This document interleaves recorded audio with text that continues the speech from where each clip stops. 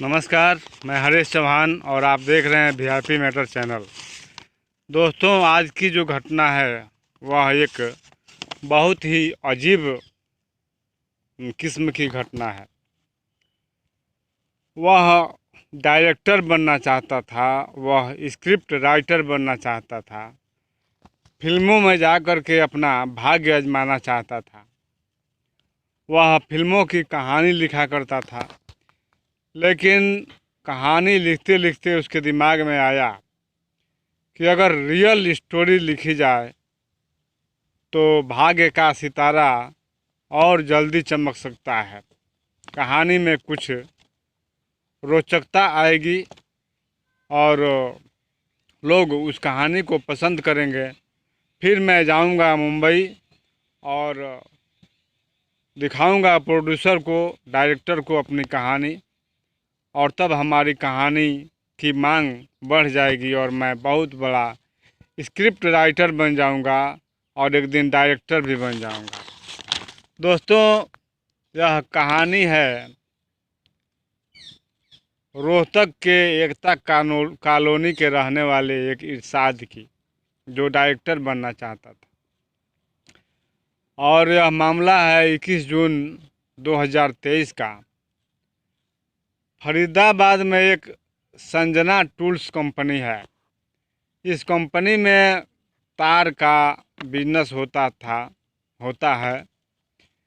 Copper wire, aluminium wire का business होता है। मकान जो दुकान के मालिक हैं, सब कुछ ठीक ठाक उनका चल रहा था। समय पर आते थे, समय पर जाते थे।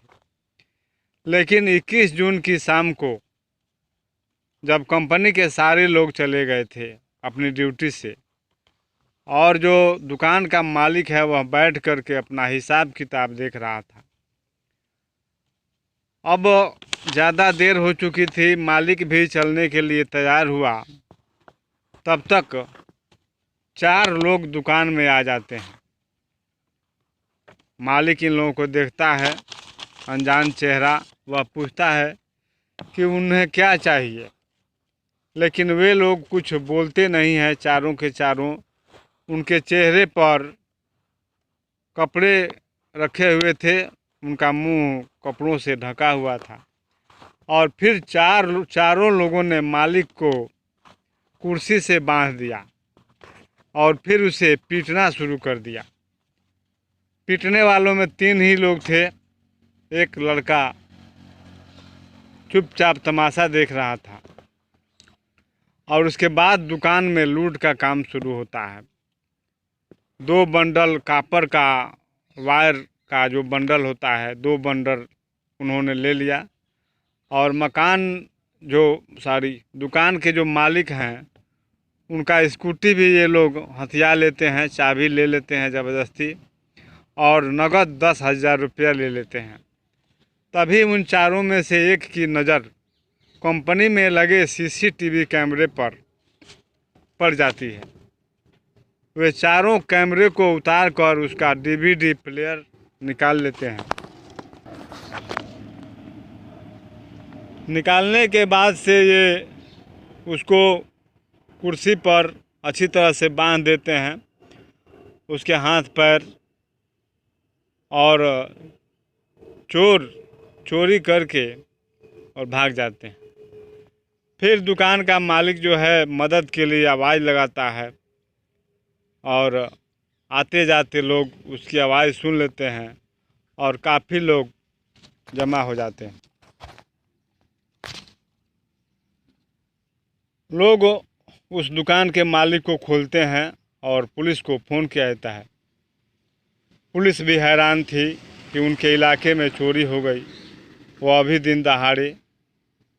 अब पुलिस स्कूटी का नंबर और मोबाइल के नंबर को सर्विलांस पर लगा देती है, जो उस दुकान के मालिक ने पुलिस को दिया था। संजोग बस मोबाइल का लास्ट लोकेशन मिल जाता है। पुलिस तुरंत वहां पहुंच जाती है, लेकिन मोबाइल तो फेंक दी गई थी, वह चोरों के पास नहीं थी। मालिक से छीनने के बाद चोरों ने उसे फेंक दिया था। शायद चोर जानते थे कि अगर मोबाइल उनके पास रहेगा तो पुलिस नंबर को सर्विलांस पर लगा करके उन तक पहुंच सकती थी। अब स्कूटी ही कोई सुराग दे सकती थी, लेकिन स्कूटी का भी कोई पता नहीं था। 5 दिन बीत जाने के बाद भी पुलिस के हाथ कुछ नहीं लगता और मीडिया वाले हो हल्ला मचाते हैं, पुलिस पर काफ़ी दबाव बनाते हैं और पुलिस के आला अधिकारी थक हार करके इस मामले को क्राइम ब्रांच को सौंप देते हैं। जब अपराध शाखा क्राइम ब्रांच अपना काम ईमानदारी से शुरू करती है तो 4 लोगों का नाम सामने आता है। घटना के 10 दिन बाद 4 में से 3 की लोकेशन दिल्ली के भाटी माइंस में मिल जाती है। 2 जुलाई को लोकेशन मिलती है और क्राइम ब्रांच की टीम 3 लोगों को गिरफ्तार कर लेती है, जिनका लोकेशन भाटी माइंस में मिला हुआ था। ये 3 लोग थे कृष्णा, दूसरा था शैलेंद्र और तीसरा था इरशाद। पुलिस इनको गिरफ्तार करती है। चोरी का सामान भी बरामद हो जाता है, 10,000 रुपया, 2 बंडल कॉपर का वायर और स्कूटी। फिर इनसे लूट के बारे में पूछताछ की जाती है। ये तीनों जो कहानी बताते हैं वह इस प्रकार है। कृष्णा लूटपाट की छिटपुट घटना को अंजाम देता था और शैलेंद्र कुमार लूट के अपराध में 8 साल की सज़ा काट चुका था। तीसरा इरशाद कहता है कि उसे इस लूट में कोई रुचि ही नहीं थी, लूटे गए सामान से भी उसे कोई मतलब नहीं था। फिर पुलिस कहती है कि जब तुम्हें इन कामों से रुचि नहीं है तो फिर चोरी क्यों किया। इरशाद का जवाब सुनकर पुलिस की टीम भी हैरान रह गई थी।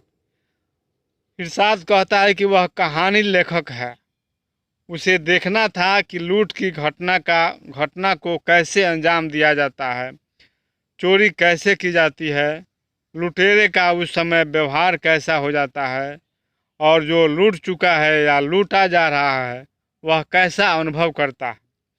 पुलिस इरशाद की बैकग्राउंड जब टटोलती है तब पुलिस को पता चलता है कि इसने कभी कोई चोरी नहीं किया है। इरशाद ने अपनी जो कहानी बताई वह कुछ अचंभे में डालने वाली कहानी है, जिसको सुनकर पुलिस भी हैरान रह गई थी। रोहतक में एक एकता कॉलोनी है। इरशाद इसी कॉलोनी का रहने वाला था। वह स्टोरी राइटर बनना चाहता था, वह फेमस राइटर बनना चाहता था। फिर वह स्टोरी लिखने लगा, कभी मर्डर मिस्ट्री, कभी रेप के ऊपर। वह क्राइम पेट्रोल जैसी सीरीज भी देखता था। वह कभी किसी वकील से मिलता, कभी किसी गुनहगार से मिलता, अलग अलग लोगों से अलग अलग अनुभव ले रहा था। फिर वह चोरी की वारदात की कहानी के बारे में सोचने लगा। वह एक लूट की कहानी लिखना चाहता था, राबरी की कहानी लिखना चाहता था। वह लूट की कहानी पर एक फिल्म का स्क्रिप्ट बनाना चाहता था। इसके लिए वह हर तरह के लोगों से मिला, बहुत कुछ सीखने को मिला उसे, लेकिन फिर भी उसे तसल्ली नहीं हुई और फिर वह सोचने लगा कि क्यों न खुद लूट की घटना को अंजाम दिया जाए, इससे पूरा अनुभव मिलेगा उसे। फिर वह लूट के लिए 3-4 साथियों की तलाश में जुट जाता है। उसे मिलते हैं कृष्णा, शैलेंद्र कुमार और सौरभ। कृष्णा यूपी के हाथरस का निवासी था, शैलेंद्र गोरखपुर का रहने वाला था। वह इन तीनों की हिस्ट्री जान जाता है। तीनों अपनी अपनी हिस्ट्री उसे बता देते हैं।